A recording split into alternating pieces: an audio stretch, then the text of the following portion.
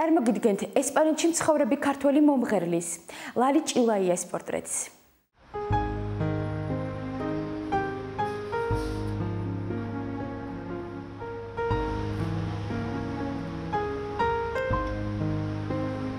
საოპერო მომღერალი გახლავართ.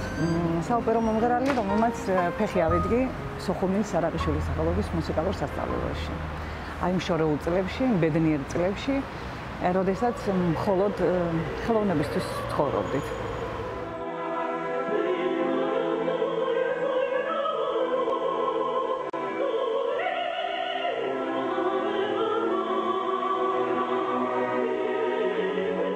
კარგი პედაგოგები მყავდა. ძალიან კარგი, ჩემი პირველი პედაგოგი იყო აფხაზი ქალბატონი, თამარა ყოლბაია. დაოჯახებული გახდით, აფხაზური ოჯახი მქონდა, აფხაზი მყავდა მეუღლე. და ალბათ კონსერვატორიაზე ოცნება, რომ კიდე სადღაც წახვალ, დატოვებ ოჯახს, ისწავლი, ცოტა არარეალური იყო იმ პერიოდისთვის, ჩემთვის და ალბათ ჩემი ოჯახისთვისაც. მაგრამ ბედმა ასე ინება, დავამთავრე ტექნიკუმი წარმატებით, წითელ დიპლომზე. და მომცეს სწავლის გაგრძელების უფლება.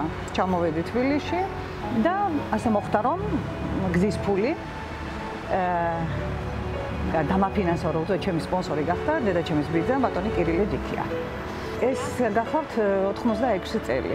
და ეს იყო უზარმაზარი დახმარება, ის 100 მანეთი. და დღემდე მეც ვცდილობ აბსოლუტურად ყველა სწავლის მოსურნეს ჩემი პატარა ბიუჯეტიდან, რომელიც ჩემი პატარა კარიერის შესაბამისი ბიუჯეტია, ვცდილობ დავეხმარო სტუდენტებს. მეტნაკლებად ზოგს ვასესხო, ზოგს ვაჩუქო, ზოგს გავუნაწილო. შემდგომი ნაბიჯი უკვე კონსერვატორიის წლები. საკმაოდ წარუმატებელი, მეოთხე კურსზე ხმა დავკარგე და მოულოდნელად გამოვცვალე პედაგოგი და აღვიდგინე ხმა. ეს ალბათ ყველასათვის გასაკვირი მომენტი იყო. ხმის აღდგენა, დავამთავრე კონსერვატორია, ერთადერთი 4-იანი მქონდა სიმღერაში. დანარჩენი ვიყავი წარმატებული სტუდენტი, ვიყავი სტუდენტური პროფკავშირების თავმჯდომარე, ძალიან ახალი შემართებებით, მოდიოდა პერესტროიკა ეგრეთ წოდებული და მეც ვიბრძოდი იმისთვის, რომ რუსულენოვანი სახელმძღვანელოები შეგვენაცვლებინა ქართულენოვანი სახელმძღვანელოებით. სტუდენტებისთვის ადვილებინა სწავლა, იყო დახმარებები, იყო ექსკურსიები და საკმაოდ სრულფასოვანი ახალგაზრდული სტუდენტური ცხოვრებაც ვიცხოვრე. დავამთავრე კონსერვატორია, მართალი გითხრათ, ვოკალის გაგრძელებას არ ვაპირებდი. მივდიოდი ფილოსოფიის ინსტიტუტში. მარქსიზმ-ლენინური ფილოსოფიის ინსტიტუტი აბსოლუტურად დაიშალა და მოვხვდი ისევ ჩემს სოხუმში. ჩემმა აფხაზმა მეგობრებმა გამიწიეს დიდი რეკომენდაცია და მოვხვდი აფხაზეთის კაპელაში, ბატონი ნოდარ ჭამბას ხელმძღვანელობით. ძალიან კარგი კოლექტივი, ძალიან თბილად მიმიღეს. ეს იყო 91 წელი. ჩვენი ოცნება იყო გაგვეკეთებინა სოხუმში საოპერო სტუდია. უკვე საკმაოდ ვიყავით 5-6 მომღერალი, დაბრუნებული ეს აფხაზები, ქართველები. ეს იყო 13 აგვისტო. საოცარი დამთხოვა იყო, რომ 14 აგვისტოს დილით ომი დაიწყო.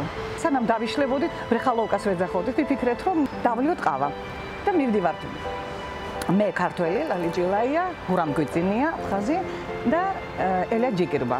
ჩამოვდივართ და როგორც მოვახლოვდით კინოთეატრ კომსომოლეთს, რაღაც პოლიცია არეულია. გურამი თქვა, უიმე, ნაცნო პოლიციას ხედავ და ვიკითხავ რა ხდებაო.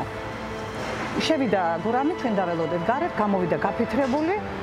არა და რაღაც გრუხუნის ხმა ისმოდა, მაგრამ ისეთი სიცხე იყო, აგვისტო იყო. ვიფიქრეთ, რომ ჭექა ხუხვილია ალბათ და ალბათ იწვიმებს.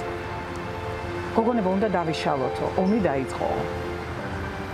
და ცივიწყალი გადაგვისხა ყველას.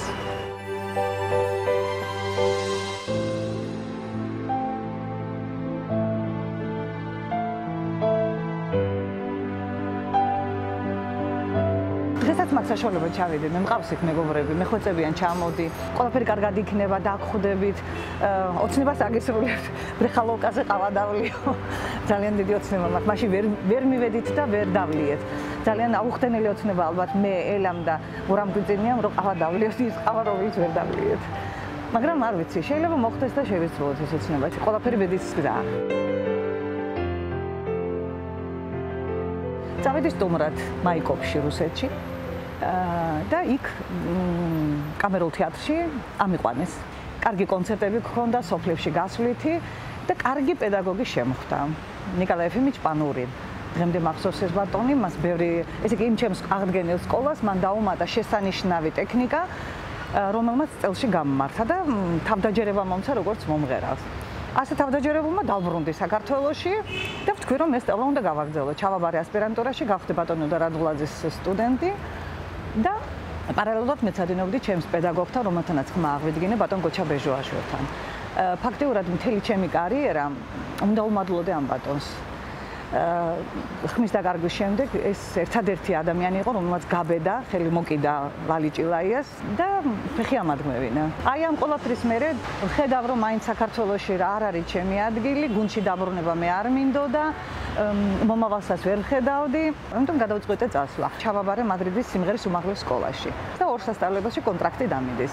წამოვიდა კონცერტები, დიდი რაოდენობით. ფაქტურად მთელი ესპანეთი მოვიარე. ვიმღერე დიდო ენეას, პორსელის ოპერა 12 სპექტაკლი ახალგაზრდა ჯგუფთან, რომელმაც აი ძალიან კარგი სცენიური გამოცდილება მომცეს და იქაური სცენიური ტრადიციები. შემდგომი ოპერა იყო ლა დოლორეს ტომას ბრეტონის ძალიან ურთულესი ოპერა. მაგრამ ბატონი ალეკო ხომერიკის გაწვრთნილი რო ვიყავი აქ და აი ჩვენი ქართული სკოლა რომ მომზევდა, გაუმკლავდი ძალიან კარგად. უკვე ენასაც კარგად ვფლობდი, ასე რომ ახალი არ იყო ჩემთვის ესპანური ენაზე სიმღერა. თუ მაქვს საშუალება, აუცილებლად ვთავ ქართულ ნაწარმოებებს. მღერივარ ლელას არიას, ლაღიძის ოპერიდან ლელა, ეთერის არიას, თამარ დედოფლის გავატინას, ეს მეცო-სოპრანოსია, მაგრამ ჯერჯერობით უმკლავდები, აწი არ ვიცი.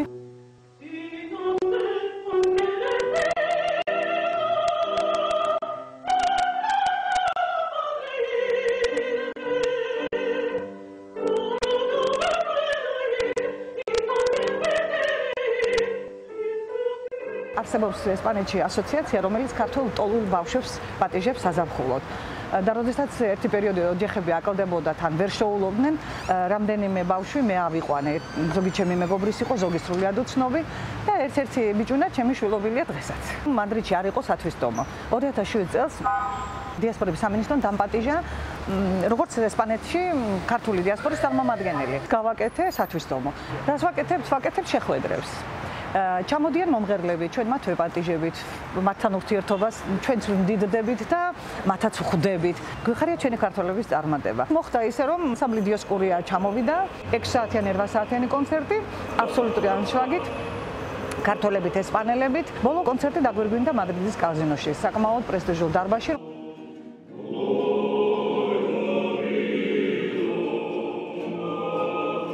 მე რადგან სოხუმიდან ვარ, მე მაინც ჩემი კუთხის წარმოჩენა მინდა. ვუსურვებდი ყველა ახალგაზრდა მომღერალს, აი სულითა და გულით, ყველას გაგმართლებოდეთ. რაც მთავარია ოჯახისგან, ახლობლებისაგან მორალური დიდი მხარდაჭერა ქონოდეთ და ბედნიერი კარიერა გაეკეთებინოთ.